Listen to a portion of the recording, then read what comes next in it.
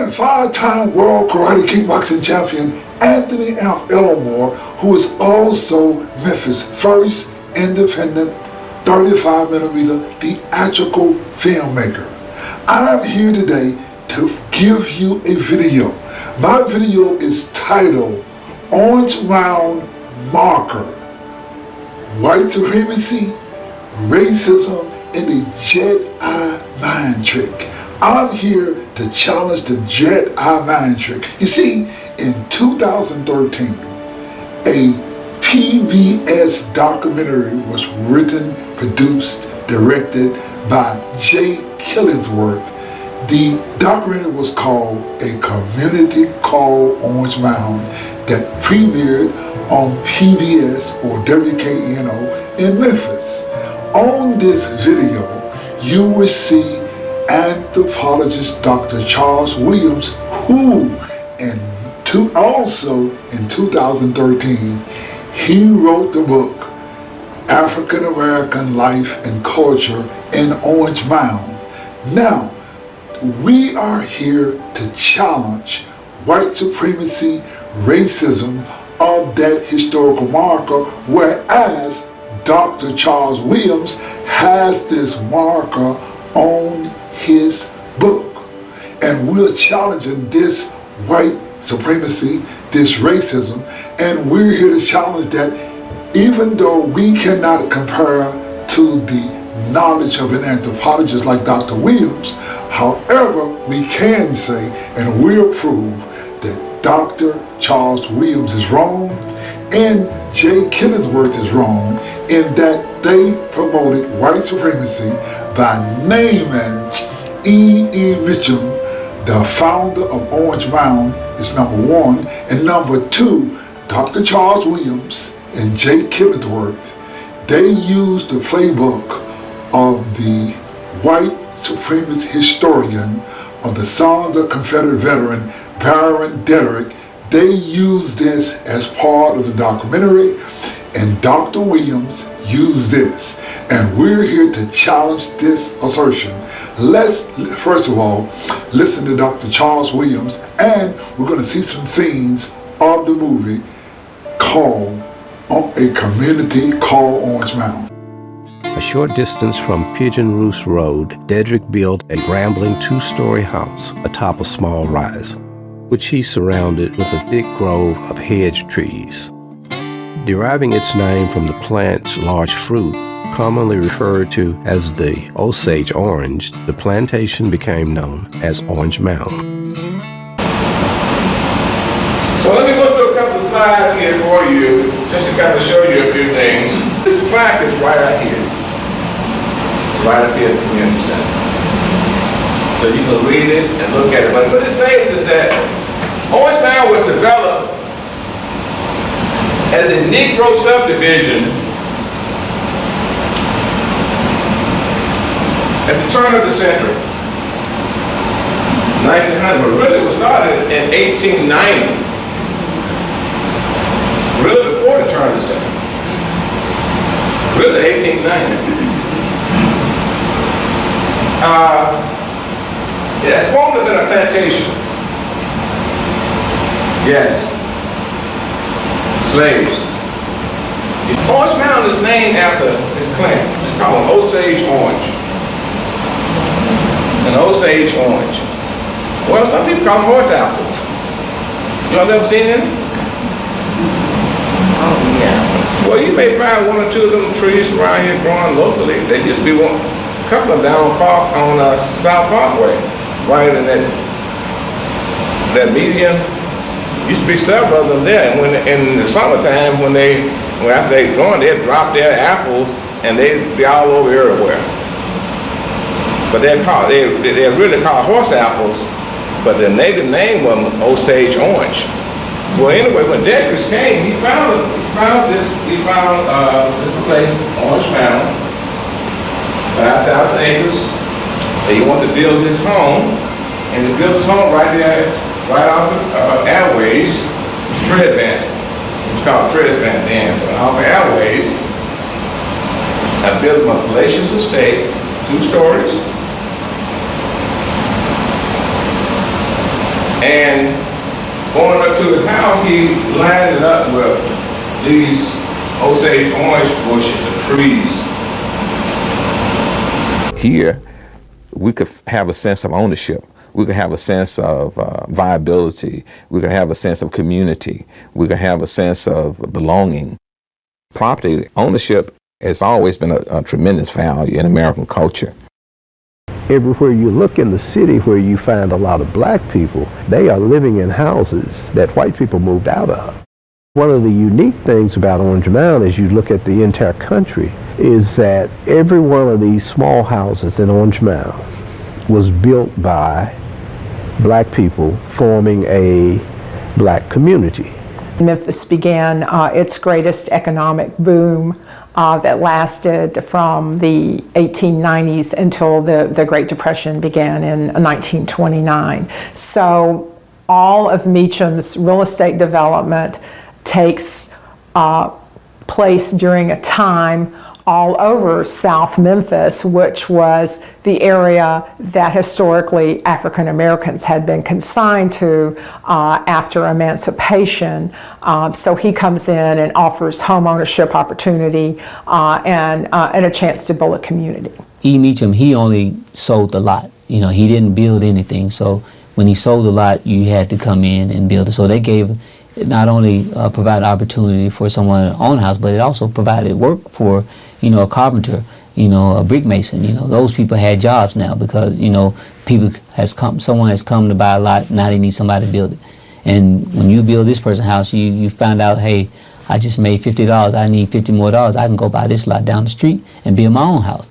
In many ways, Mr. Meacham, even though he's obviously making a very substantial return on his investment, is at the same time providing housing opportunities for African Americans at a time when home ownership among African Americans was practically zero. Julia Johnson, an architectural historian, should know better about E. Meacham's plan for Orange Mound, whereas she knew historically there was never a place that Meacham built based on those plans. Now, I could understand Wendell Payton not knowing, I can understand Michael Sain not knowing, but when it comes to the Commercial Field newspaper and they wrote the story about Orange Mound, you see what we have in this story, a community called Orange Mound, is an effort of white supremacy where John Bifus would go and do a full-page spread about the documentary.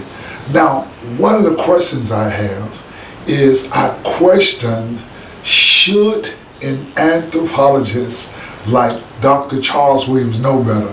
What I'd like to do, first of all, I would like to show you footage of what Dr. Charles Williams said about E. Meacham's structure. And then I would like to come back and comment on that.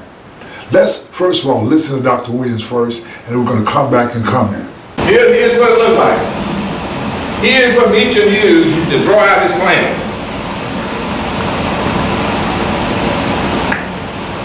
Each house had a number, he numbered it. 1, 2, 3, on down to number, on back. They got every number. He was gonna sell them. So you bought your warranty deed had your number on it. The number of your piece of property had your on it.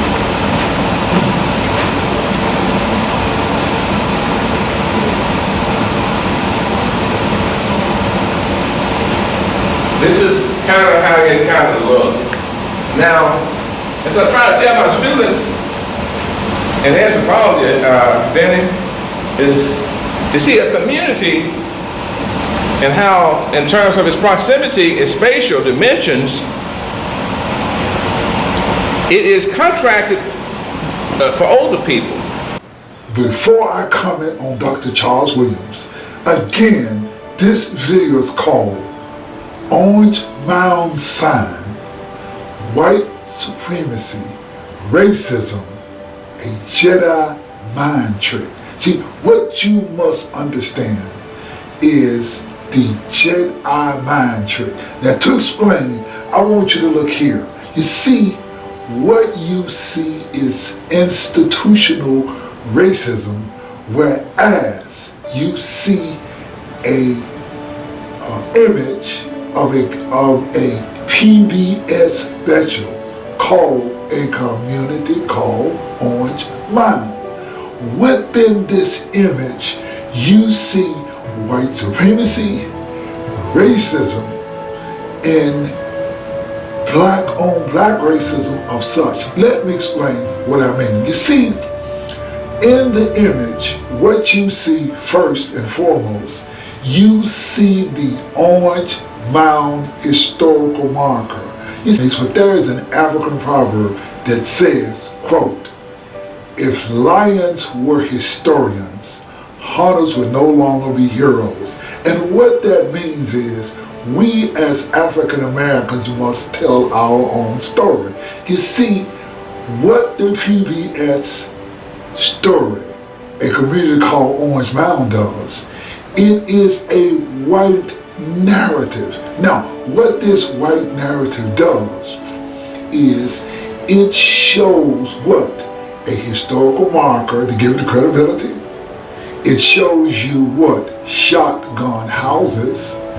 And now, let's explain what's going on here in reference to white supremacy. You see, what they did is, you got a PBS special, which is institutional racism. You got a commercial appeal story, which is institutional racism. You have a Tennessee Historical Commission sign, which is racism. So what they were able to do, and what you must understand, ladies and gentlemen, that this picture of Orange Mound is a staged picture. It is a stock photograph, whereas J. Killingsworth used a picture of a shotgun house. Now, if you look to the far right of that picture, you will see the gables on the house is different, because this is a stock photograph of what Orange Mound was to look like in 1890. Now imagine this. Imagine the Commercial Appeal newspaper writing this story. Imagine a PBS special, and you see this story, and to add insult to injury, you have Dr. Charles Williams, who chime in to give credibility to the white real estate salesperson E.E. Mitchell, whereas Dr. Charles Williams talked about the Orange Mound community and how E.E. Mitchell sold plots of land. In order to prevent African Americans from naming themselves, empowering themselves, and creating a dynamic community for themselves, white supremacists created a plan that I call the Jedi mind trick. The Jedi mind trick was using the real estate man E.E. Mitchell's 1890 plans, whereas he outlined a plan where he bought 64 acres of land from Matty Dedrick, and he named the land of the property that he had. He named this property Orange Mound, a name that the people in the community were already using. So in order to pull off the Jedi mind trick, one example of the Jedi mind trick was the J. Killingsworth movie, A Community Called Orange Mound, whereas what they did was they followed what we call the Baron Dedrick playbook. You see, in 1949, white supremacist historian for the Sons of Confederate Veterans, Baron Dedrick wrote a letter in 1940, wrote an article that appeared in the paper in 1949, which said that the name Orange Mound came from a row of Osage headgroves trees on his grandfather's plantation. Now, what happened is this. You see, in 1949, when a white historian of the Sons of Confederate say something, this is law, whereas this white man could appropriate the history of black people or the success of the community of Orange Mound. You see, this is what happened. You see, in 1871, after the Civil War, Michael and William Dedrick, the son of John George Dedrick, the owner of the Dedrick Plantation, they created a community called Melrose Station. Now, what you must understand is that the word Melrose Station is a white buzzword for whiteness. You see, their idea was to create a white suburban community, and they outlined streets that's in Orange Mound, like Carnes and Spotswood and Barron and Dedrick and Speed and Hamilton. You see, what Michael and William Dedrick did, they created Melrose Station. But what happened, this is in 1871, but what happened in 1878, we had the yellow fever epidemic, whereas 25,000 whites left Memphis in 3 days. And so what happened during the yellow fever epidemic, white people were dying. You see, the yellow fever is associated with malaria, and black people who of African descent had a stronger tolerance against the yellow fever, whereas it was killing white people but basically making black people sick. So what happened in 1878, when 25,000 whites left Memphis in 3 days, what happened was African Americans ran the city of Memphis, whereas Robert R. Church purchased a police wagon and he hired black militias to be the police, whereas they created martial law and they protected property and they protected people. What is untold is white supremacists don't want to make it known that black people were the ones who saved Memphis. You see, now in 1879, 2 black churches emerged from Orange Mound. The first church to emerge was called Mount Moriah Baptist Church, where they exist in the location where they are today. The second church that emerged is called Mount Pisgah CME Church, whereas the church is located on Park Avenue.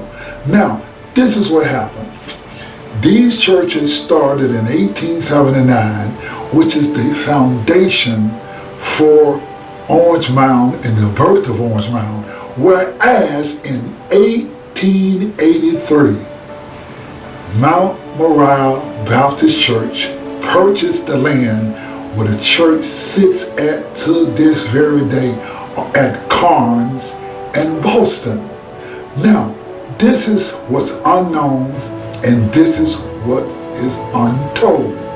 You see, they started the churches again in 1879, but in 1883, Mount Moriah Baptist Church purchased the land where the church sits at today.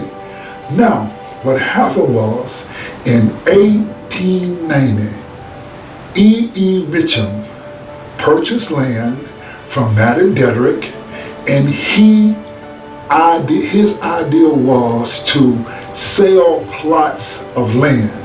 The plots of land was 64 acres. So you would know it was Park Avenue on the south, it was Airways on the west, There was Cable on the north and Marshall Streets on the east. This was only 64 acres of land. Now, what happened was, whites did not want to give blacks credit.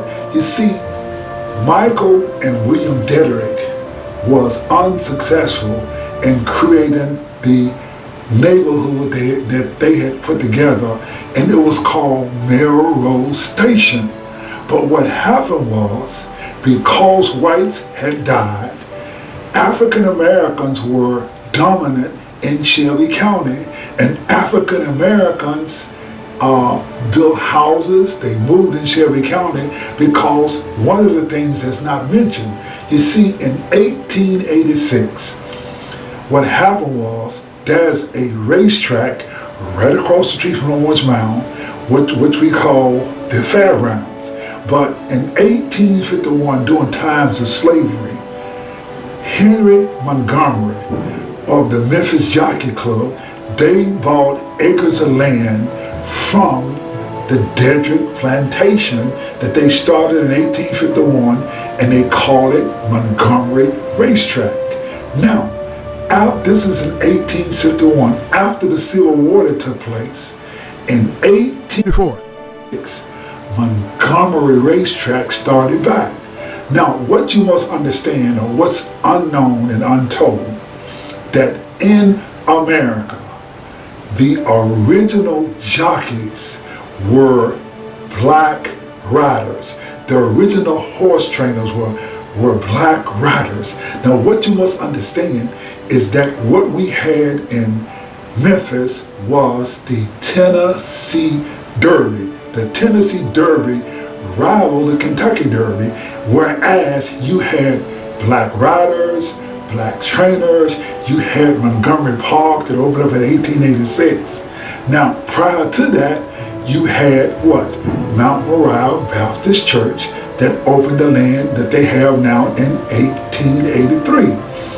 Mount Moriah, as you may or may not know, they had a school. They were educating young black people at the school, at the church. It was a very, very viable area that we had in Memphis at the time at Mount Moriah Baptist Church.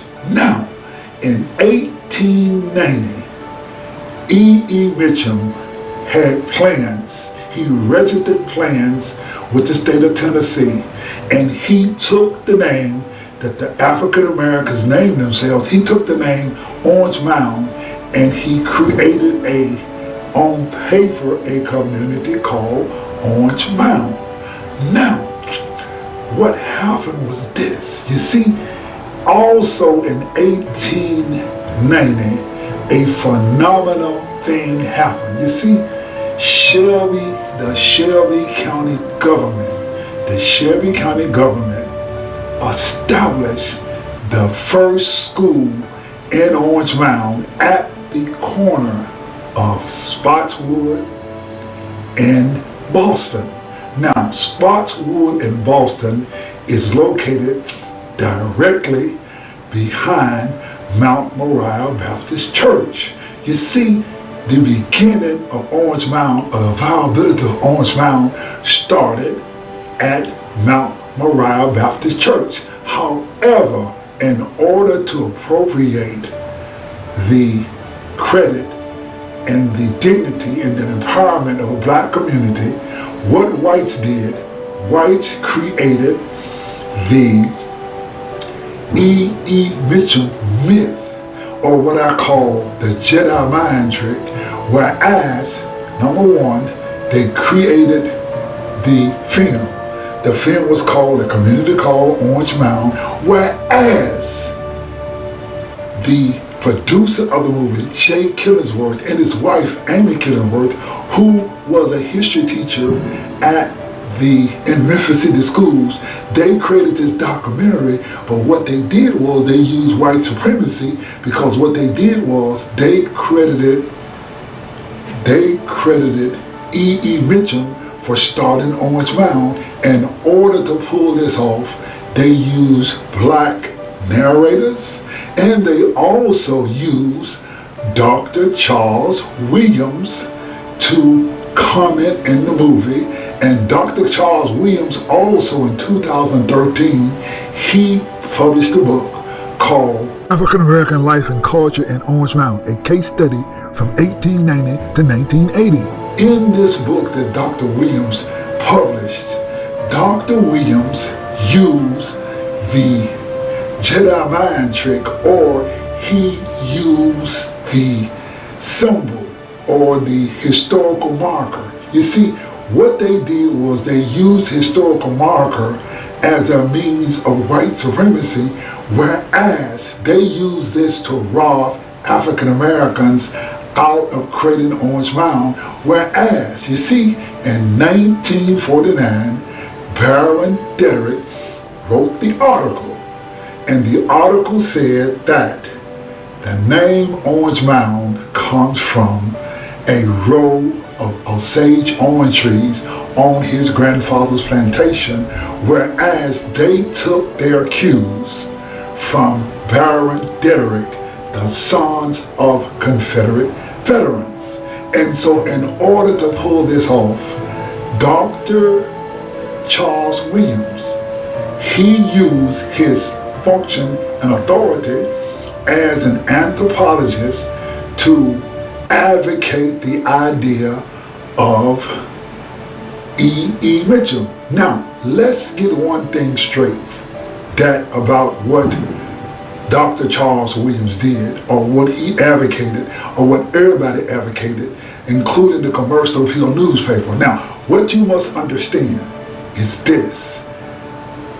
E. Mitchell purchased 64 acres of land, whereas he had created 981 plots of land on his plan to sell plots of land. Now, this is what you must understand. Ladies and gentlemen, AI determined, that is, if you take 981 plots of land by 25 by 100, it's mathematically impossible to have created the Orange Mound community. Mathematically impossible. That's why today there is no